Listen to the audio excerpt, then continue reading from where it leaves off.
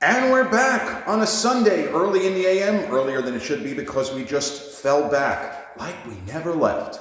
Welcome to the Confessions of a Not So Dangerous Mind podcast. I'd like to thank you all for spending some of your Sunday morning here with me in New York. But once again, we're going to skip past all that promotional jazz and get right to the guts of the episode. Well, the 2025 World Series, which is obviously one of the best World Series ever. No snark, no jokes. It was a fantastic World Series, the back and forth, people assuming because the Dodgers with their 94 wins were just going to blow the 93. The Jays had more wins during the regular season, but the Dodgers, this juggernaut team, the 27 Yankees, the 61 Yankees, the 98 Yankees, the 1970 Baltimore Orioles, just going to run right through them and sweep the Blue Jays. The 93-win Dodgers team, who if they had been playing in the 1998 American League season, would have finished 21 games behind the Yankees, and they would have been on the fucking golf course the day after the season. Sometimes it's what year you have, which record, and how many layers of playoffs. You kidding me? Playoffs? How many layers of playoffs are we talking about? 40 years ago, the 1985 New York Yankees won 97 games, and that was good for the golf course the day after the season ended, because if you didn't win your division, you were going fucking home. But the Dodgers have now won World Series. In the immortal words of Yankee broadcaster John Sterling, they've won World Series back to back and a belly to belly. And I have, for real, a complicated relationship with the Dodgers. As a kid who grew up a diehard Yankee fan, and even when I didn't really understand baseball, the mechanics of the game itself, I read a lot about the history. My father had an extensive collection of baseball books on the shelves of, the house where I grew up in Massapequa. And I read books on the Yankee franchise, the World Series, the Dodgers. And so I was always interested in the kind of history of baseball. And you think about it, you start getting stupid. When I read the first of these books, I hadn't even turned 7. It's like the 1980 postseason with the Yankees, with their 103-win team, got swept by the Kansas City Royals. Of course, they had beaten the Royals in 76, 7, and 8. But 1945 seemed like ancient history to little apple-cheeked 6-year-old me reading about the long ago, the exploits of Joltin' Joe DiMaggio and all of that kind of stuff. That's as far back in the past. 1980 is even, you got to go back to 1935. Babe Ruth had just left the Yankees 45 years before. It's just so sick. I don't even know how to quantify these things, but you understand what I'm saying. Everything's different when you're a little kid. Everything seems like it happened a million years ago. When the Yankees won the 1996 World Series, the 78 season felt like it had happened a million years ago. The Bucky Dent game was also ancient history. That's like going back to 2007 today. The more I think about it, the worse it gets. You know what I mean? But what I understood about the Dodgers, they were the Yankees' geographic rivals. You heard the phrase Subway Series, and maybe you didn't think on it enough to say, I'm going to Google this. I wonder what this means. Well, what it means is you had the Giants, now San Francisco, the New York baseball Giants, the Brooklyn Dodgers, who played at Ebbets Field in Brooklyn, the Flatbush section. It's now an apartment complex. And the Yankees in the Bronx. And when you had a World Series, in order to transport, if you lived in the city or near the city, from one park to another, you would take the subway. Like the Subway Series it's nail meat head. It's not like a tricky, I wonder what it means, though it's exactly that. You hop on the subway from what used to be near the Ebbets Field station, and at Yankee Stadium, whether you know this, whether it's the old stadium or the new stadium, it's across the street. It's the same subway system. There are multiple ways to get to Yankee Stadium from really anywhere on the subway system. If you have somebody who have the system memorized and you drop them off in the Bronx and say, how do you get to where Ebbets Field used to be, they're going to know how to do it. And if you have somebody who, let's say you live right by where the Mets play, Citi Field in Queens, you can take the number 7 to go over there. There are multiple routes to get to Yankee Stadium. There's 3 different trains that will end up at Yankee Stadium. But anyway, that's kind of beside the point. But The Yankees in the early part of the 20th century sucked. They were not competitive most years. And then in the late teens, they began to get good. And then they traded for Babe Ruth. Harry Frazee, the owner of the Boston Red Sox, was so desperate to put on a musical that he sold Babe Ruth. You know, we talk about Ohtani. He's the Babe Ruth of current day. And from the perspective of that he's pitching and hitting at the same time, you could say he's better. The rules in baseball were different. Babe Ruth was a very successful pitcher who had an incredible bat. And when he got to the Yankees, they took him off the mound. You're too good of a hitter. We're just going to let you hit. But then the Yankees started. They made the World Series in Babe Ruth's second year with the Yanks, 21. They lost to the New York Giants, Subway Series. 1922, they lost to the New York Giants again, Subway Series, and that was a 9-game World Series. I wish they played 9-game World Series, man. The more baseball, the better, right? But then in 1923, the Yankees won their first World Series with Babe Ruth hitting 54 home runs. I think he hit 54. He might have hit 59 that year. Ruth was he was insane. It wasn't just the numbers. The reason why it's impossible to really effectively compare Babe Ruth to anybody. It isn't just that Ruth hit 54 home runs, 59 home runs, 60 home runs. It's that he was out-homering entire teams put together. This was the dead ball era. He hit 60 home runs. Lou Gehrig hit 47. Lou Gehrig out-homered all but a handful of teams. That's why it's difficult, because Babe hit 60 homers, and there are other teams. The whole season, all the players combined are hitting 35 home runs. It's completely absurd, but that's how it happened. So the Yankees win the World Series in 23. 27, that's one of the greatest teams ever, 110 and 44, the 27 Yankees. 28, 32, a little undersold perspective of history is that Babe Ruth only won 4 World Series with the Yankees, only. You would think that he would have won 6 or 7. Mantle won 7, DiMaggio won 9, Yogi won 10, Rizzuto won a shit ton. Yogi won 10 as a player and 2 more as a coach, so technically he has 12. But Babe Ruth won World Series in 23, 27, 28, and 32. And then, he got old, and the Yankees, he eventually finished his career with the Braves, who were in Boston at the time. But the Dodgers did not really get good until the late 30s. They were not really a World Series contender, quote unquote, until the late 30s. And they had the same kind of rabid fan base that the Yankees, with their fancy new ballpark, it must be said, when Yankee Stadium opened in 1923, now 102 years ago, there was nothing like that.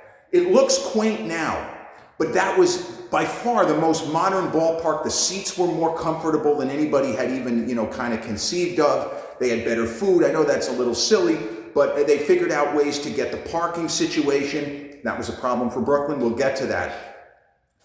But by the early 1940s, the Dodgers were the best team in the National League. And the Yankees won 4 consecutive World Series, 1936, 37, 38, 39. 2 of those years, well, actually 3 of those years, where Lou Gehrig was an active player. And then in 1939, he had to retire early in the season because he had ALS. He had Lou Gehrig's disease. Where do you think the name? They didn't just name it after him to be nice. He was the highest profile person who died of amyotrophic lateral sclerosis.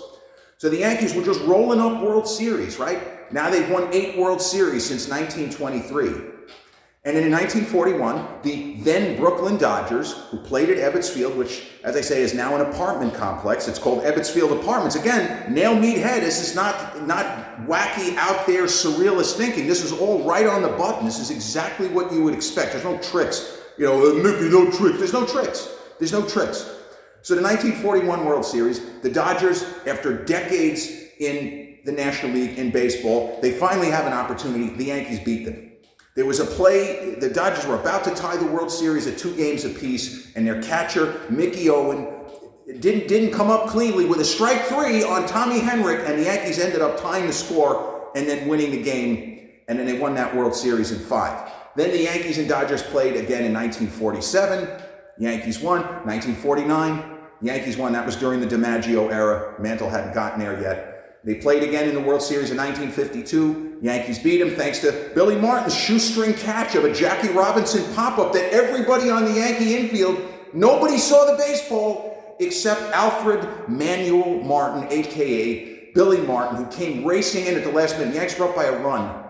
Bases loaded and 2 outs. All 3 runs would have scored. Jackie Robinson hit like a skyscraper of a pop-up.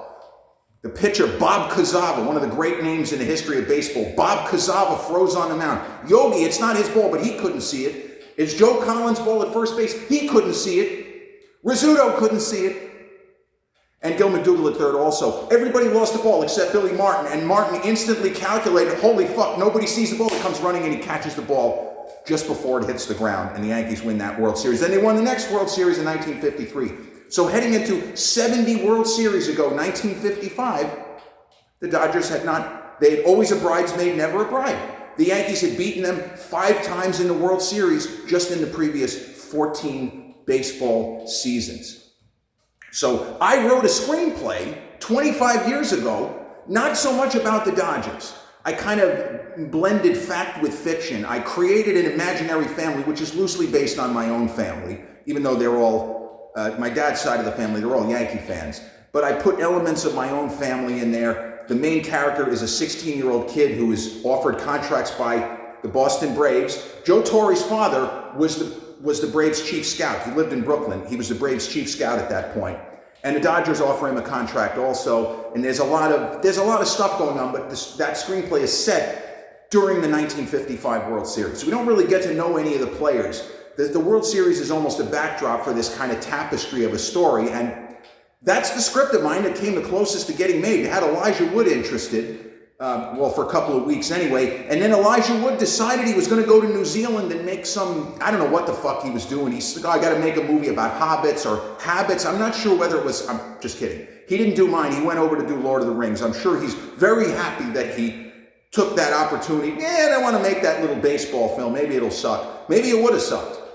But that screenplay got a lot of play in Hollywood. Kevin Costner read it. He supposedly loved it, but he had just done For Love of the Game. Sometimes in life, it really is just about good timing or bad timing, whether it's baseball, whether it's your regular everyday existence. But the Dodgers won the 1955 World Series, and there was a sense of sadness, a bit of an elegiac note, because people were pretty sure the Dodgers were moving to Los Angeles. And by extension, the New York baseball giants were going to be moving. I don't know if they knew they were going to Frisco, but they were also going to be moving. The Yankees were going to be the only Major League Baseball team still in and around New York City. So the Dodgers have been in Los Angeles. I believe their first season in LA was 1958. They played same ballpark. They, informally known as Chavez Ravine, but that's old Dodger Stadium. You look at the movie not the Naked Gun, because that was in Anaheim. I don't think they shot that at Dodger Stadium, but they're playing in the same ballpark. The Yankees played in OG Yankee Stadium from 1923 until 1974. 1973.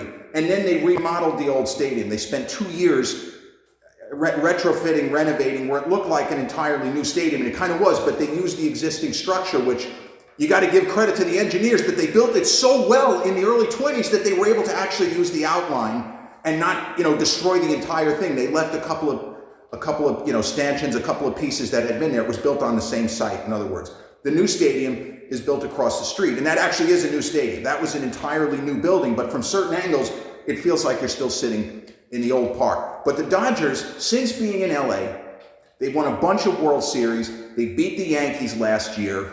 Obviously, they beat them in 5. The Yankees losing the first game, Freddie Freeman, that was a crusher. The Dodgers could have won the series anyway. They for sure had a better team last year than the Yankees, but it was close during the season, and the Yankees looked great in the playoffs.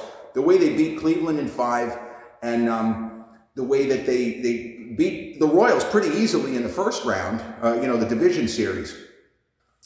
But even with that history, I was pulling for the Blue Jays. I understand they beat the Yankees and all of that, but I was rooting for Don Mattingly, because this is it could be the last great chance that he's going to have to win a World Series. The Jays were 2 outs away in a home game. You got a 1-run lead with 2 outs to go. Ohtani in the hole, everybody talking about Ohtani, and it turned out to not be him. It was, Smith hit what turned out to be the game-winning homer, and then Rojas with just an inexplicable home run. How did they not pinch hit for him? Sometimes in baseball, it's just meant to be. And the Dodgers, they had a lot of fairy dust. They made a series of mistakes.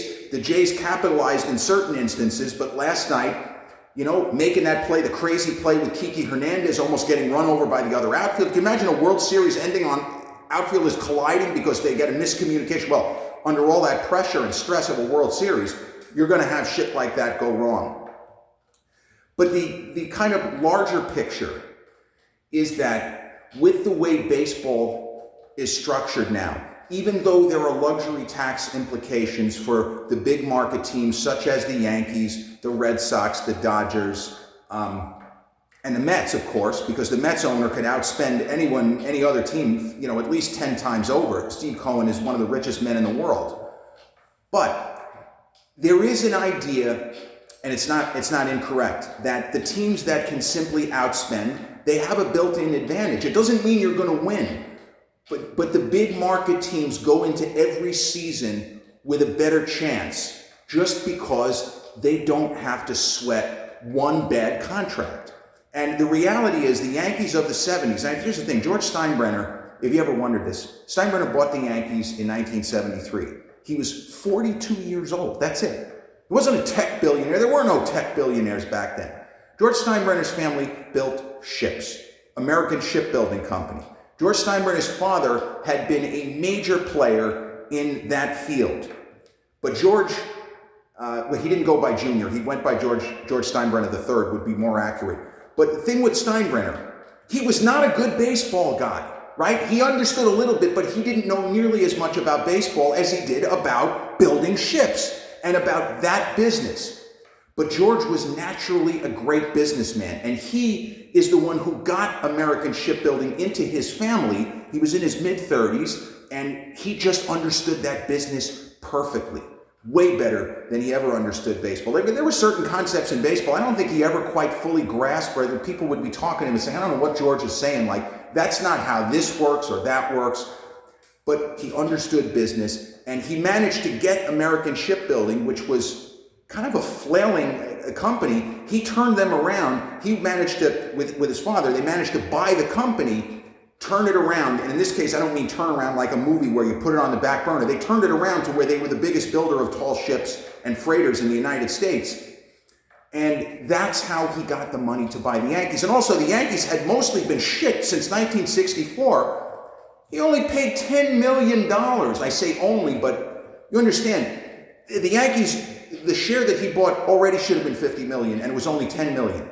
CBS, which is, I don't even understand how a conglomerate could buy a team, but CBS and Mike Burke had been the owners, and then George came in and bought the team. But it was just before the free agent era in baseball. Another thing that the average fan maybe doesn't know, there was no such thing as free agency. You were simply on the same team forever, in the immortal words of Terrence Stamp's General Zod in Superman and Superman 2, forever. You couldn't do anything other than sign with the team. That's why players would hold out, because the teams had them over a barrel.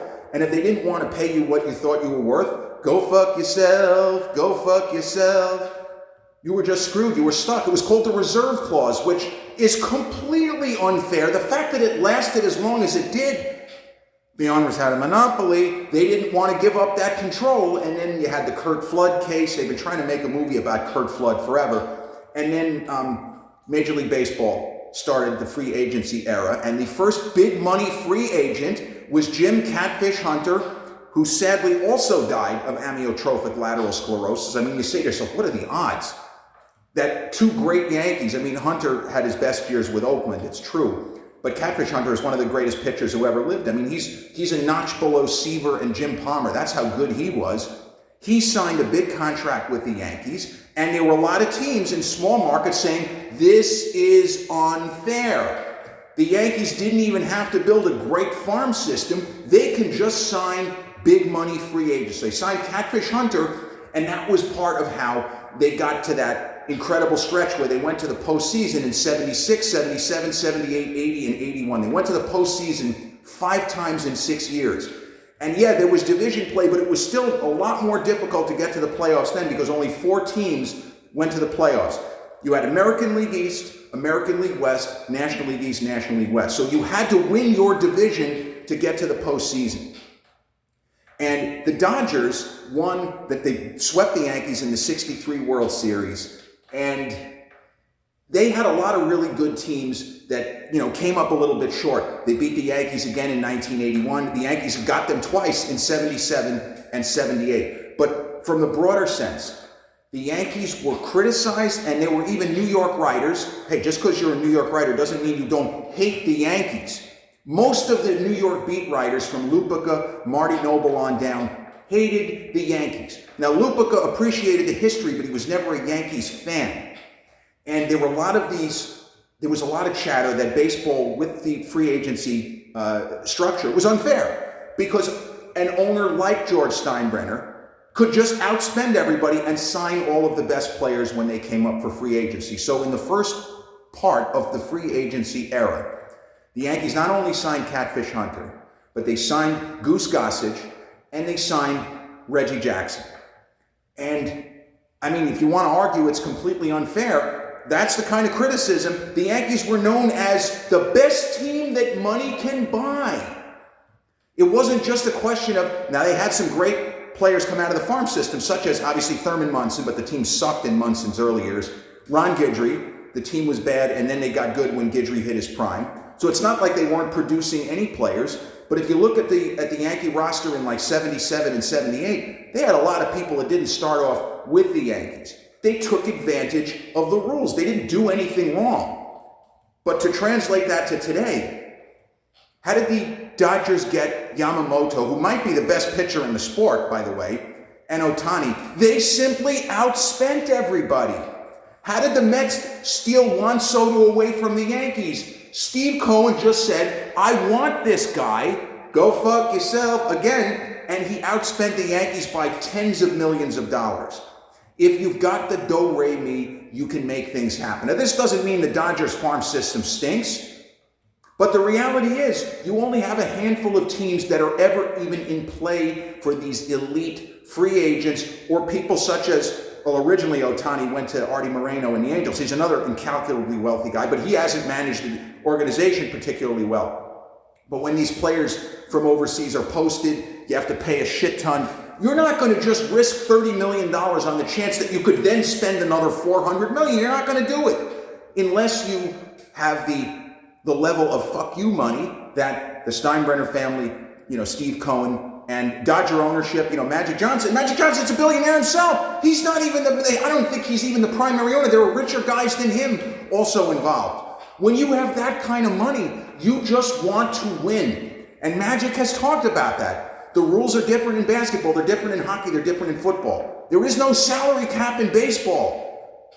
You don't think that if the Dodgers could sign 9 Aaron Judges and pay each $50 million, of course they would do it, to give themselves the best possible chance to win. But ultimately, they won because in the big moments, they executed some good defensive plays and they got a couple of breaks, and that's the way it goes. The Yankees in the 1996 to 2000 era were unbelievably lucky. They had so much fairy dust from the Jeffrey Mayer play. It's crazy what happened in that era. They were incredibly fortunate in 98 to beat the Indians in that series. Just everything went right. And other teams made inexplicable, stupid plays at the perfect time. And the Yankees didn't make that many, kind of dumb mistakes. But it is something to ponder with the sport, where the Dodgers' 2 best players by miles, I mean, I love Mookie Betts, he's a Hall of Famer, they're free agents. They signed Ohtani, they took Ohtani essentially from the Angels, and Yamamoto, they just signed the guy. They didn't develop any players, and the criticisms of the Yankees for doing the same thing were valid. But you still have to have a bedrock. You still have to have the farm system, because Steinbrenner never stopped signing big free agents in the 80s, and then as the team started to go downhill, but he just didn't sign the right guys. But if you have that level and that amount of money, you can absorb mistakes, like signing a couple of free agents. The Yankees signed guys like Griffey Sr. in the 80s, Dave Collins, Steve Kemp. These were all guys we thought were all-star caliber, and they really, Griffey Sr. was okay, but they made a lot of really shitty free agent decisions. But it didn't hamstring the organization, because the Yankees were just making money hand over fist.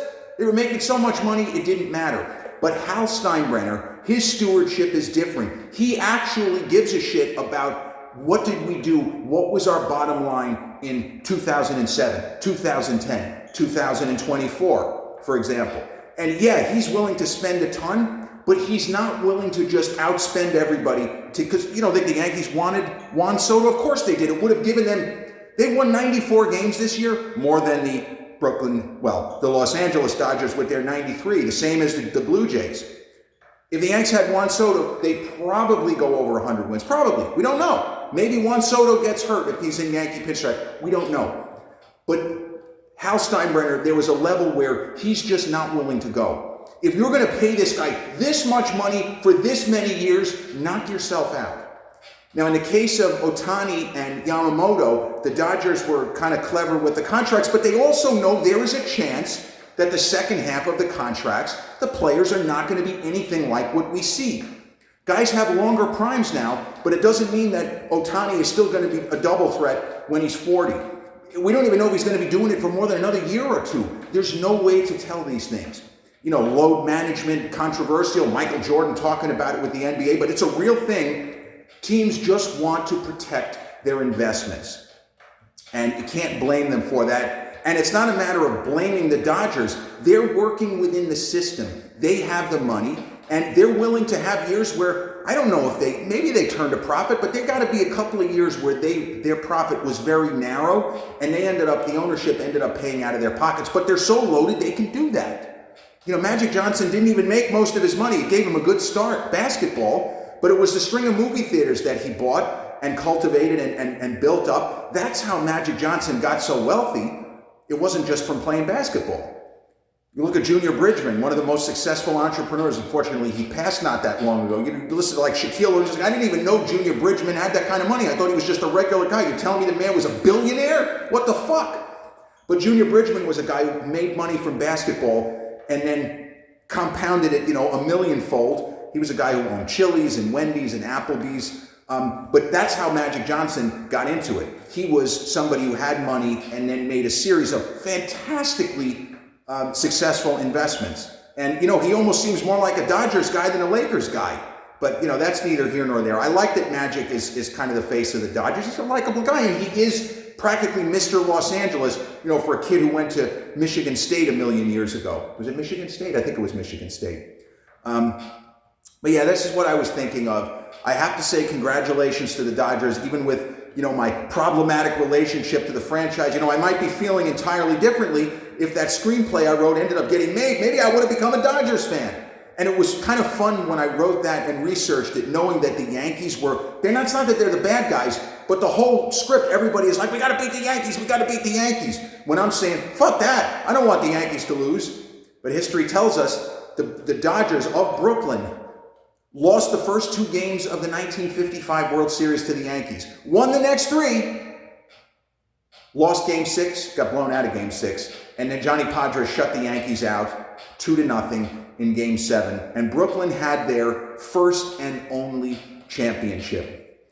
But the Dodgers now will go into spring training next year looking for a three-peat, make Pat Riley some extra money because he trademarked three-peat. Anytime that phrase is used in a kind of a public forum, Pat Riley makes another, couple of shekels here or there. This is actually true. He also copyrighted the phrase forward, but nobody ever got to do that. 4 consecutive championships since he copyrighted that. So Pat Riley didn't end up making any money from that particular copyright, as if he needed more money. But anyway, congratulations to the 2025 Los Angeles Dodgers winning their 2nd consecutive World Series. And breaking the heart of this lifelong fan of Donald Arthur Mattingly, it really hurts that Mattingly got so close. Because with the Yankees, he had the one playoff appearance in '95. He was tremendous in that, kind of iconic, one of the great playoff series of all time.